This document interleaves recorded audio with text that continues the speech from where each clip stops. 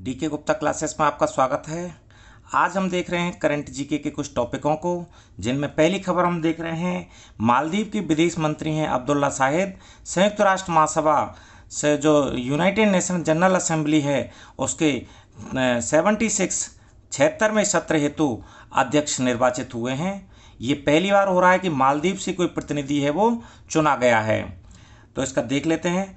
अध्यक्ष पद हेतु जो यूनाइटेड नेशन ऑर्गेनाइजेशन है, संयुक्त राष्ट्र संघ है के 5 अलग अलग क्षेत्रों, जिनमें एक पहला क्षेत्र आता है अफ्रीका, दूसरा आता है एशिया प्रशांत, तीसरा आता है लैटिन अमेरिका और कैरेबियाई क्षेत्र, चौथा आता है पूर्वी यूरोप और पांचवा आता है पश्चिमी यूरोप और अन्य देश।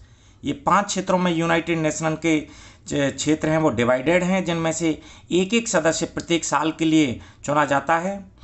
इनसे बारी बारी से एक व्यक्ति को प्रतिवर्ष जून के माह में चयन किया जाता है और जो सत्र है संयुक्त राष्ट्र महासभा का वो सितंबर में शुरू होता है। जैसा कि आपको पता होगा, संयुक्त राष्ट्र महासभा, ये जो संयुक्त राष्ट्र संघ है उसके 6 अंग हैं प्रारंभिक, तो उनमें एक अंग है संयुक्त राष्ट्र महासभा।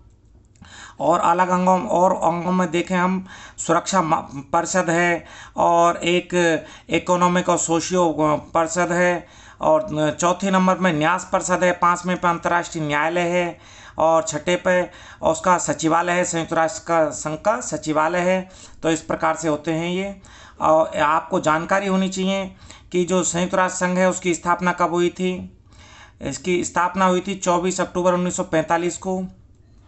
इसकी अब यहाँ देखें, यूनाइटेड नेशन ऑर्गेनाइजेशन के वर्तमान में 193 सदस्य हैं। इन राष्ट्रों में अर्जेंटीना, इक्वाडोर और नाइजीरिया संयुक्त राष्ट्र महासभा की अध्यक्षता इन्होंने अब तक 2 बार करी है। ये ऐसे देश हैं। अर्जेंटीना और इक्वाडोर हैं वो दक्षिणी अमेरिकी देश हैं, नाइजीरिया है वो अफ्रीकी देश है।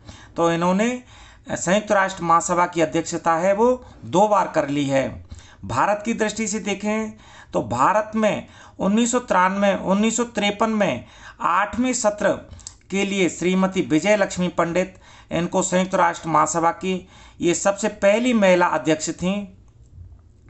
तो ये इस प्रकार से पहली खबर है ये। दूसरी खबर हम देखें तो अंतर्राष्ट्रीय आपराधिक न्यायालय जो यूएनओ की स्वतंत्र बॉडी है, संयुक्त राष्ट्र संघ की स्वतंत्र बॉडी है अंतर्राष्ट्रीय आपराधिक न्यायालय, इंटरनेशनल क्रिमिनल कोर्ट, ये स्थित है हेग में, नीदरलैंड के हेग में स्थित है। इसकी खबर, इसकी देखें इतिहास के बारे में थोड़ा सा जानकारी देखें इसकी।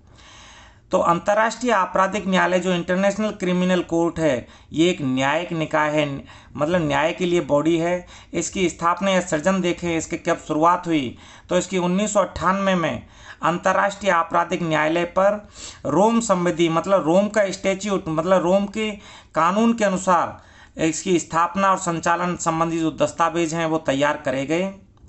और इसका जो संचालन है अंतर्राष्ट्रीय आपराधिक न्यायालय का वो 1 जुलाई 2002 से शुरू हो गया था। इसका मुख्यालय हेग नीदरलैंड में स्थित है। इसके सदस्य देश हैं वो 123 हैं और इसकी कामकाजी भाषाएं वो अंग्रेजी और फ्रेंच हैं। साथियों, मैं एक चीज़ बताऊं आपको, अंतर्राष्ट्रीय आपराधिक न्यायालय जैसे ये पढ़ रहे हैं हम, एक संयुक्त राष्ट्र संघ का जो अंग है, मुख्य अंगों में जो 6 अंगों में आता है अंतर्राष्ट्रीय न्यायालय, वो भी हेग में स्थित है, नीदरलैंड में स्थित है। और उसके जैसे यूएनओ के सदस्य हैं 193, उसी प्रकार से उसके तो 193 सदस्य हैं। और अंतर्राष्ट्रीय न्यायालय में भारत से अभी दलवीर भंडारी हैं जो मूलतः जोधपुर से रहने वाले हैं, वो दूसरे कार्यकाल के लिए उसमें 2022 तक अंतर्राष्ट्रीय न्यायालय के न्यायाधीश के रूप में चुने गए हैं। जो अंतर्राष्ट्रीय आपराधिक न्यायालय वाली खबर है वो अभी चर्चाओं में इसलिए है कि ब्रिटेन के वकील हैं करीम खान, तो उनको अंतर्राष्ट्रीय आपराधिक न्यायालय में चीफ प्रोसिक्यूटर, मुख्य अभियोजक के रूप में चुना गया है, इसलिए ये खबर थोड़ी सी अभी चर्चाओं में है। तीसरी खबर हम देखते हैं अंकटाड की। ये भी यूएनओ का जो यूनाइटेड नेशन ऑर्गेनाइजेशन संयुक्त राष्ट्र संघ है उसकी स्वतंत्र बॉडी है। अंकटाड, इसका पूरा नाम देख लेते हैं, कभी कभी एग्जामों में पूरा नाम आ जाता है, United Nations conference on trade and development. Hindi में देखें व्यापार और विकास पर संयुक्त राष्ट्र सम्मेलन, ये इसका पूरा नाम है। कभी कभी एग्जामों में स्थापना आ जाती है। तो 30 दिसंबर 1964 को इसकी स्थापना हुई थी। इसका क्या काम है? विकासशील देशों के विकास के अनुकूल उनके एकीकरण को विश्व अर्थव्यवस्था में बढ़ावा देना है। मतलब जो डेवलपिंग कंट्री है, जिस प्रकार से भारत भी एक डेवलपिंग कंट्री है, तो उनको विश्व अर्थव्यवस्था में बढ़ावा देता है ये अंकटाड। ये स्थायी इंटर गवर्नमेंटल बॉडी है ये अंकटाड।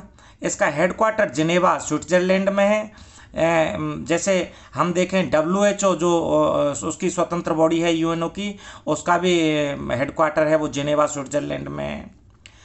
अभी चर्चाओं में इसलिए है इसकी, ये एक कोस्टा रिका की महिला हैं रेबेका ग्रिन्सपन, वो पहली महिला इसकी महासचिव बनाई गई हैं अंकटाड की। उनको बनाया है किसने है? जो संयुक्त राष्ट्र संघ के महासचिव हैं एंटोनियो गुटरेस, उनके द्वारा इनको महासचिव के रूप में नामित किया गया है। साथियों, क्या आपको जानकारी है एंटोनियो गुटरेस हैं वो कहाँ के हैं?